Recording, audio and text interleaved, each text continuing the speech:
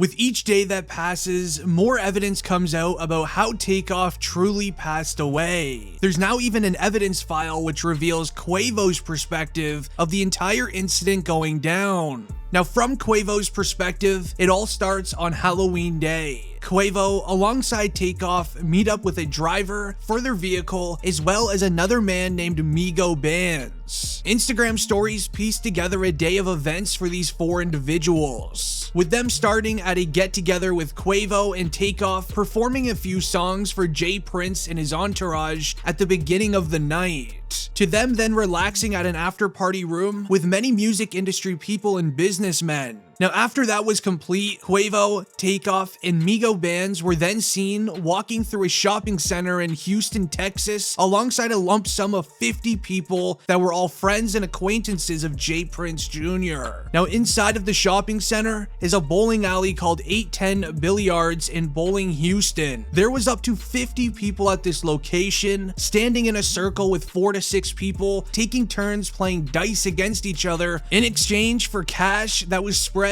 all over the floor at the mall. Reports state that Migos rapper Quavo was one of the 50 men standing and playing dice, but that is false, as Quavo was not playing dice at all. He was just standing and watching. While watching people play dice, a man is then seen walking up to Quavo. This mystery man starts calling Quavo many names. This then led into mocking the way Quavo played during a celebrity basketball game just a few weeks prior. Now, Quavo is then seen starting to argue back and forth with this individual, where then Quavo is seen saying, "Man, I don't care about no basketball game." Quavo is then seen starting to walk away from this mystery man, and with Quavo starting to escalate this issue and starting to yell even louder, Takeoff is then seen walking a few steps forward beside Quavo, in case anything was about to go down. Now, once Quavo was done and had enough of this individual, Quavo's seen on surveillance footage walking away from him, where on video, the man goes after Quavo, trying to hit him and swinging at him, which then made Takeoff take another few steps forward, getting directly in the middle of this incident.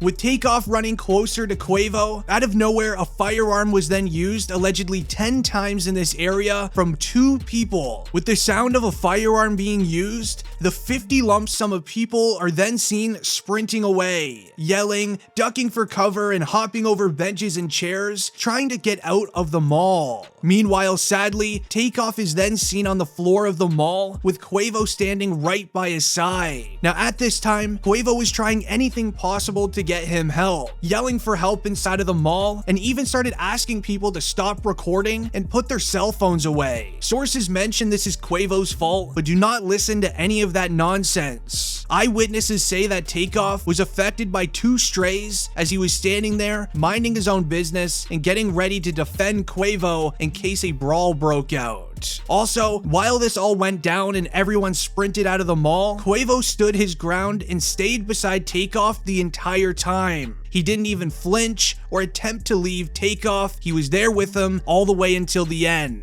Now, police were then seen quickly arriving to the scene, cleared the area. They tried everything to help Takeoff survive this, but sadly he couldn't. Now, Quavo's perspective of the incident definitely reveals a new side of how he passed, and it all started with this mystery man trying to argue with Quavo about a celebrity basketball game. Now, you get an even clearer side of how Takeoff truly passed and who's likely responsible from a witness's side. Here's where it gets very disturbing. Now, during this incident, it was documented by the feds that there's 2 people using firearms. Now, one has been confirmed to be from Takeoff and Quavo's side. Here's what I found after hours of research. Now, as stated earlier, the entire day of Halloween, Takeoff and Quavo were rolling with a driver for their vehicle alongside a man named MigoBands. On an Instagram story, you'll see MigoBands sitting in the back seat of Quavo's vehicle, and you'll see him in and out of all Instagram posts throughout the entire night. Now, here is where it starts to get very strange. As the argument starts breaking out between Quavo and another man, somebody that was recording in the crowd flashed their camera towards MigoBands, who started creeping up closer and closer to this lump sum of 50 people. With MigoBands getting closer and closer, there's multiple camera angles that are seen of him pulling a firearm from out of his waistband.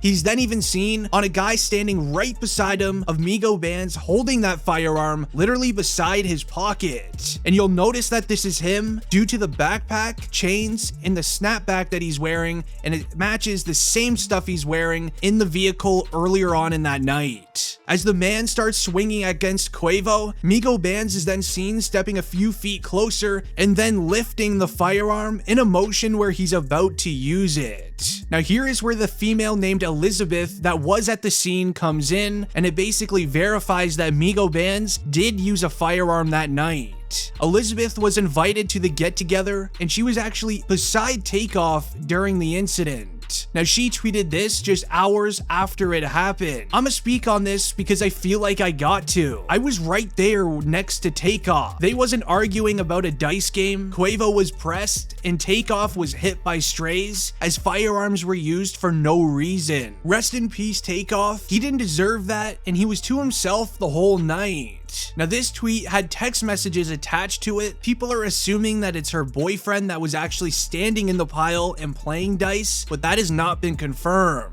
Now the text messages read, firearms just started ringing, but they were coming from somebody the Migos was with. But he was using his firearm wild, and he hit Takeoff on accident. Then the other people started using their firearms back, and I think he got hit again, but ultimately his own guys did it to him because he got hit first and I just saw it. Quavo was mad over some small stuff that it really wasn't worth it. Takeoff was the coolest and quietest guy in that room the whole time. He didn't say a word, just chilling in the cut. He didn't even know what was going on. He just jumped and got it. Houston is about to be a no-fly zone because the M's are supposed to be protecting these artists. Now in the text messages, person there claims the firearm that was used and that affected Takeoff was by his own man. By the looks of it, MigoBands was the only guy that he was really with that entire day, other than the driver of the vehicle, who I don't even believe went inside of the shopping center. I think he just sat in the vehicle. Now here's where it starts to connect even more. Another bystander at the incident did an exclusive interview with popular YouTuber Storm Monroe. As she stated, this get-together event at the mall was all set up by J Prince Jr. Now she states to hang out with J Prince Jr.,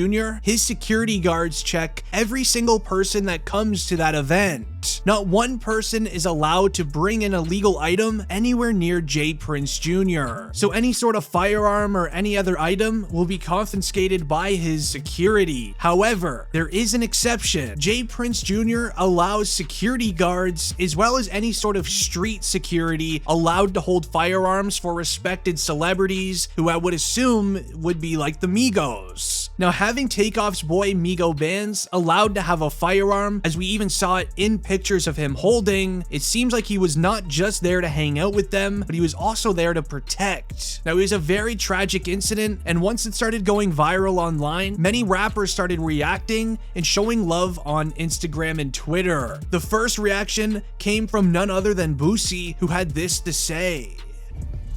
R.I.P. Takeoff, bro. Shaking my head, man.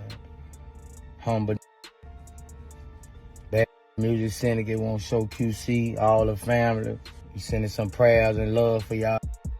All Takeoff family, Quavo, Offset, all y'all. That music syndicate won't, send their prayers out. This rap whack, bro. I ain't lying, bro. We targets now, bro. We used to be heroes, you know.